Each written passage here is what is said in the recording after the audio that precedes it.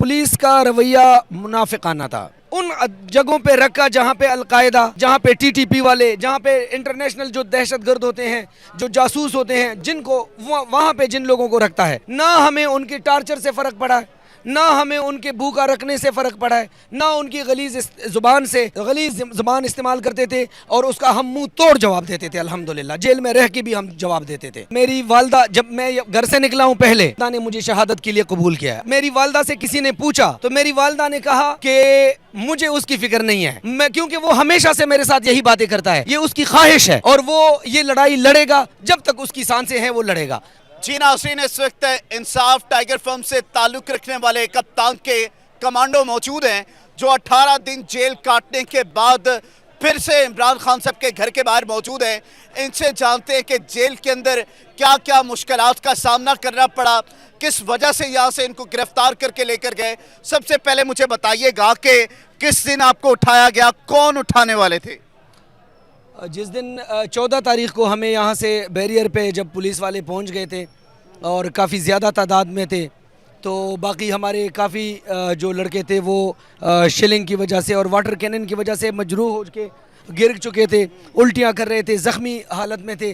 कुछ जो लोग बचे थे तो हम उधर गेट पे थे, बैरियर पे, वहाँ पे वो आए और वहाँ पे हम उनके साथ जितनी हम मुज़ाहमत कर सकते थे अपनी हद तक वो हमने की। फिर उन्होंने हमें उठाया, वैनों में डाला, मारपीट जितनी भी उनसे हो सकती थी वो उन्होंने की और फिर हमें लेके गए थानों में, मुख्तलिफ में, फिर वहाँ से अदालतों में और वहाँ से फिर जेल में।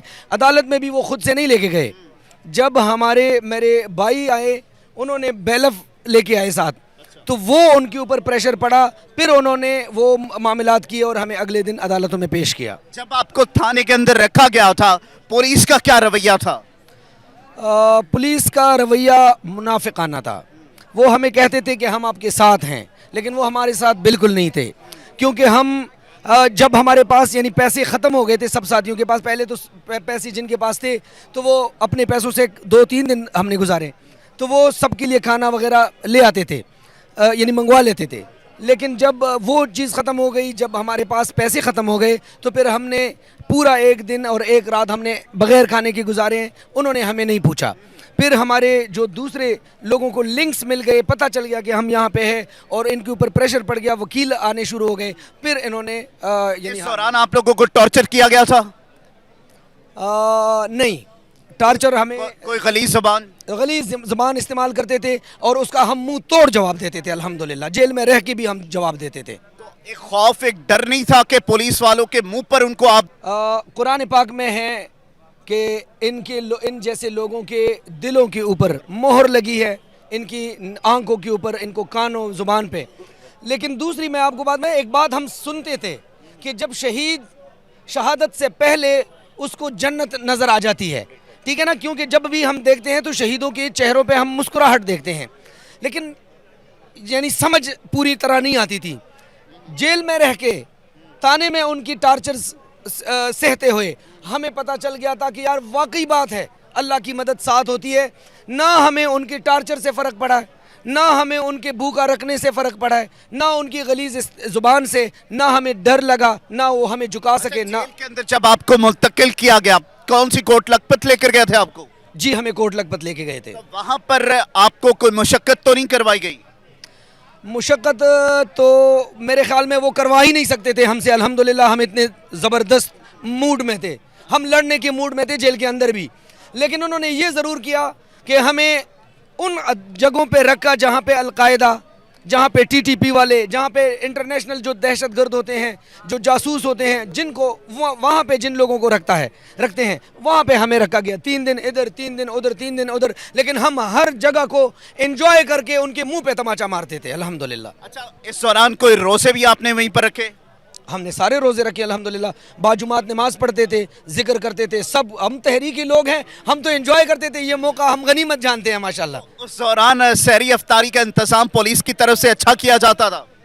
जी, मुनासिब था। आप शादीशुदा भी होंगे, बहन भाई भी होंगे, बच्चे भी होंगे, तो जब जेल के अंदर आप गए तो माँ बाप के तरफ से जो है वो रिस्ट्रिक्शंस नहीं थी? एक माँ होती है, अपने बेटे से बड़ा प्यार करती है, उस माँ के ऊपर क्या गुजरी होगी जिसका जवान बेटा सलाखों के पीछे पड़ा हो? मेरी वालदा, जब मैं घर से निकला हूँ पहले, تو میری والدہ نے مجھے شہادت کے لیے قبول کیا ہے. الحمدللہ میں ان پہ فخر کرتا ہوں کہ انہوں نے کبھی مجھے نہیں روکا.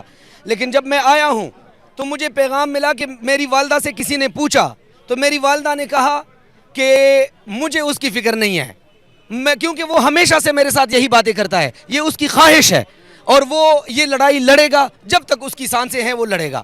تو مجھے فخر ہے اپنی والدین پہ الحمدللہ. جذبے کو سلام کہ آپ کی ماں نے ایسا بیٹا جنا ہے جو حقیقی آزادی کے لیے اپنے بیٹوں کو سر پر کفن باندھ کر بھیجتے ہیں کہ کھڑے ہوں اس کے ساتھ. تو اب جس طریقے سے الیکشن کا ماحول پیدا ہو رہا ہے, دیکھ رہے ہیں کپتان کی حکومت واپس آئے گی, تو جس طریقے سے جبر ظلم آپ لوگوں کے اوپر کیا گیا غیر قانونی طریقے سے, آپ لوگ قانونی طریقہ استعمال کر کے ان کو کیفر کردار تک پہنچائیں گے؟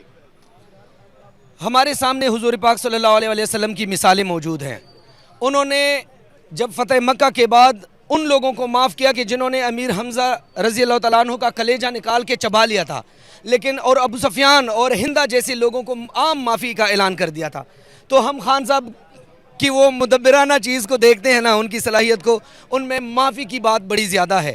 ہمیں یقین ہے کہ وہ ان کو معاف کریں گے, لیکن جو حد سے تجاوز کریں گے ان کو ہمیں یہ بھی یقین ہے کہ خان صاحب سخت ترین سزائیں دیں گے انشاءاللہ. سے ایک کریکٹر جو ہے بڑا بڑھ کے مارتا تھا, رانا ثناء اللہ صاحب, اس کے لیے کیا پیغام ہے؟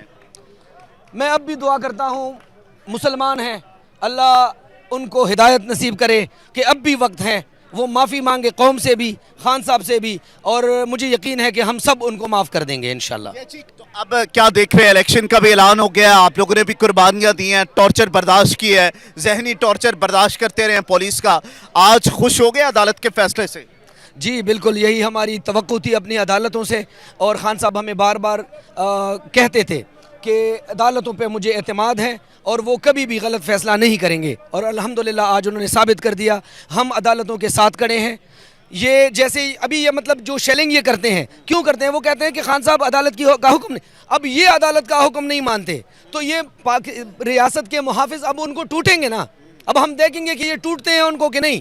یہ ان کو گرفتاری ان کی ڈالتے ہیں, ان کو ان دہشت گردوں کے سلوں میں ڈالتے ہیں, ان پہ دفعہ یعنی جو آرٹیکل 6 ہے وہ لگاتے ہیں کہ نہیں لگاتے. کپتان کے ٹائگر سے جنہوں نے ظلم برداشت کیا, تشدد برداشت کیا, ٹارچر سہتے رہے, والدین نے, ماں باپ نے جو ہے یہاں پر بھیجا کہ آپ حقیقی آزادی کے لیے خون بہا دینا پڑ رہا ہے, آپ کو خون بہا دے, لیکن پیچھے نہیں ہٹے. اور سلام ہے اس بھائی کو کہ یہاں پر ٹارچر برداشت کرنے کے بعد واپس پہنچے ہیں اور اس میدان میں کھڑے ہو کر کہہ رہے ہیں کہ میں کھلی معافی دیتا ہوں جنہوں نے مجھ پر ٹارچر کیا, جنہوں نے مجھے گرفتار کیا.